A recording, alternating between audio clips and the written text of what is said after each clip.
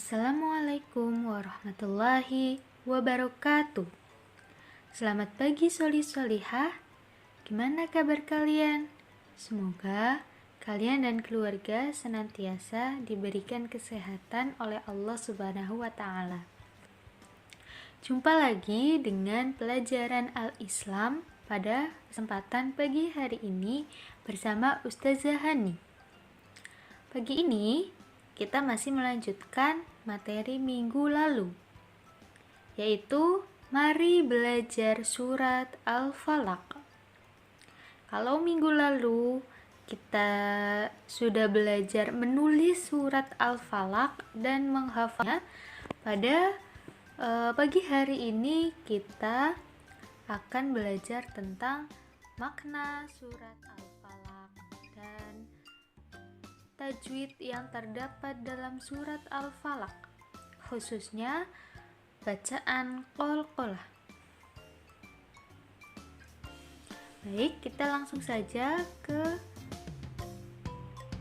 materi pada pagi hari ini. Ya, yang pertama ada taudihus surah Al-Falaq atau penjelasan tentang surat Al-Falaq. Yang pertama, surat Al-Falaq terdiri dari 5 ayat dan termasuk golongan surat Makkiyah. Artinya, surat Makkiyah diturunkan di kota Mekah. Kemudian, surat Al-Falaq ini diturunkan sesudah surat Al-Fil. Kata Al-Falaq terdapat pada ayat pertama yang memiliki arti waktu subuh.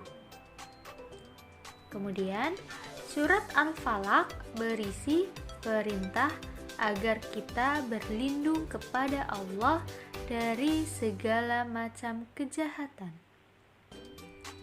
Surat Al-Falaq juga mengajarkan kepada manusia hanya kepada Allah tempat berlindung. Jadi, kita tidak boleh meminta perlindungan kepada selain Allah.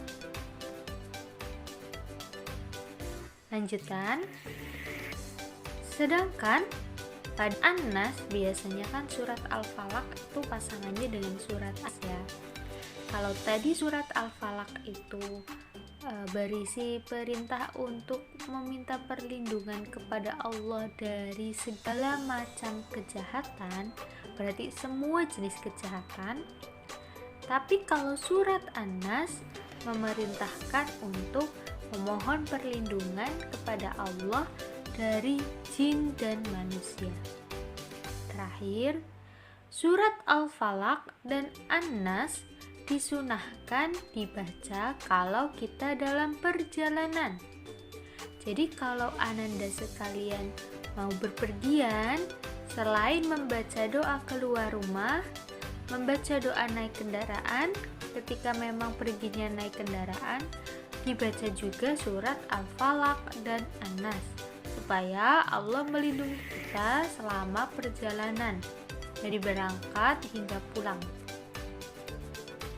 Ya, selanjutnya kita masuk ke tajwid. Pada pagi hari ini kita akan belajar 2 tajwid. Yang pertama adalah qalqalah sugro,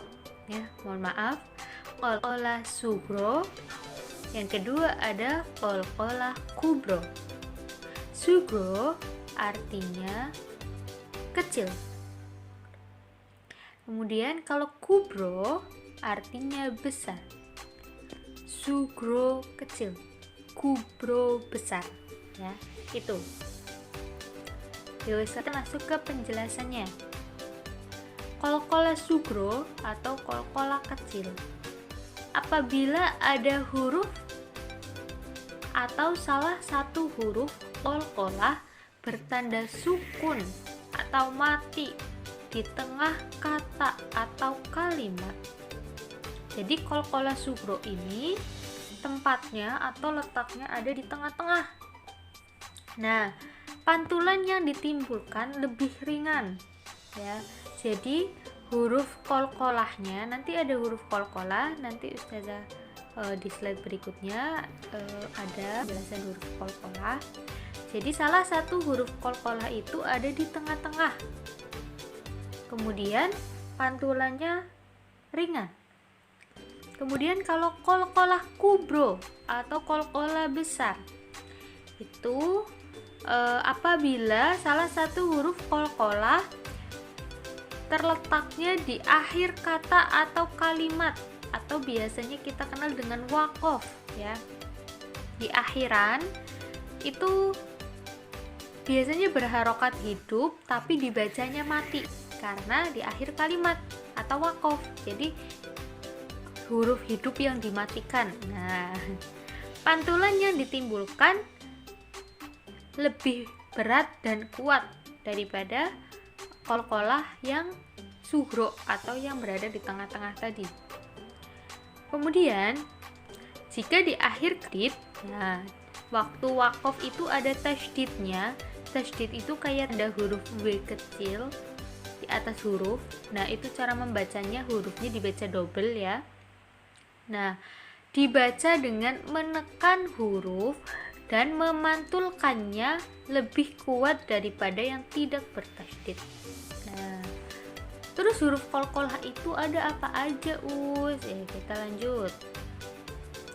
Huruf qalqalah itu ada 5. Yang pertama huruf ba, huruf jim, huruf dal, huruf to, dan terakhir huruf qaf. Kalau disingkat jadi baju di toko. Nah, gampang ya ngingat-ngingatnya ya. Huruf qalqalah ada 5. Apa aja? Baju di toko. Ba, jim, dal, toko. Seperti itu. Sekarang kita lanjut lagi. Catatan. Pada pengucapan huruf qaf dan to, pantulannya mendekati huruf o. Jadi ketika dibaca memantul, itu nanti akhirannya mendekati huruf o. Sementara huruf lainnya pantulannya mendekati huruf e. Huruf e ya, bukan huruf e. E. Oke, kita lanjut. Contoh dari qalqalah sughro. Contoh huruf qaf. Bisa bacaan dulu.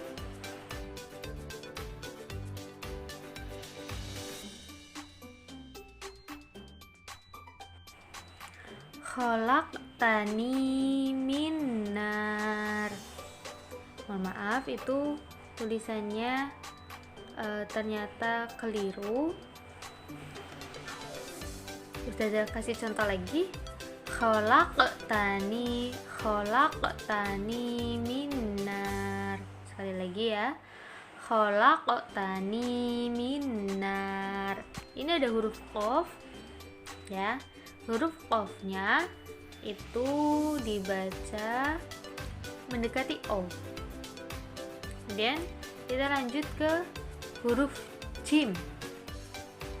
Nah, kalau huruf jim itu jadinya ya. Jadinya e. Ini mohon maaf tulisan Arabnya karena pindah dari laptop ke HP jadi agak berantakan sedikit kayak gini ya. Nanti Ananda Ustazah kirimkan PowerPoint yang betul, yang sudah diganti dalam bentuk PDF sehingga tidak berantakan seperti ini. Mohon maaf ya. Kita lanjut contoh yang kedua. Fa innama hiya zaj. Ya, zaj. Ulangi lagi. Fa innama hiya zajratu wahidah. Itu. Kemudian huruf dal. Lam yalid wa lam yulad. Lam yalid wa lam yulad. Jadi harus mantul ya kalau itu huruf qalqalah. Huruf hijaiyah yang harus memantul cuma ada 5. Selain itu, huruf selain baju di toko itu tidak boleh memantul. Kemudian contoh yang B, fasajadu illa iblis ya, jadi membentuk huruf E, iblis seperti itu. Oke, kita lanjut. Ada huruf qalqalah kubro. Contohnya ini yang huruf qaf, qul a'udzu birabbil falaq, ya, membentuk huruf O. Kemudian yang huruf Ba, ghasiqin idza waqab, huruf E, ya. Terus yang huruf Dal, hasidin idza hasad. Kemudian yang terakhir nih, ada tasydidnya di tanda waqaf, berarti harus ditekan terlebih dahulu dan mantulnya lebih dari yang tidak bertasydid. Contohnya, wala jidala fil hajj. Sekali lagi, wala jidala fil hajj. Itu ya, demikianlah penjelasan tentang makna surat Al-Falaq dan hukum bacaan qalqalah. Ada dua ya tadi, qalqalah sugro dan qalqalah kubro. Qalqalah sugro ada di tengah-tengah, sementara qalqalah kubro ada di akhir. Kemudian untuk tugas Al-Islam pada pagi hari ini adalah bermain game pada link yang sudah terdapat di PowerPoint ini. Nanti silahkan dibuka PowerPoint-nya dan silahkan bermain game. Batasnya sampai jam 9 malam. Lewat dari jam 9 malam, nanti game sudah tidak bisa diakses. Kalau ada yang berhalangan mengerjakan, misalkan orang tuanya belum pulang, pulangnya malam, atau kendala yang lain, segera konfirmasi ke ustazah. Demikianlah pembelajaran Al-Islam pada pagi hari ini. Kurang lebihnya ustazah mohon maaf. Semoga ilmu yang sedikit ini bisa bermanfaat untuk kita semua. Wabillahi taufiq wal hidayah. Wassalamualaikum warahmatullahi wabarakatuh.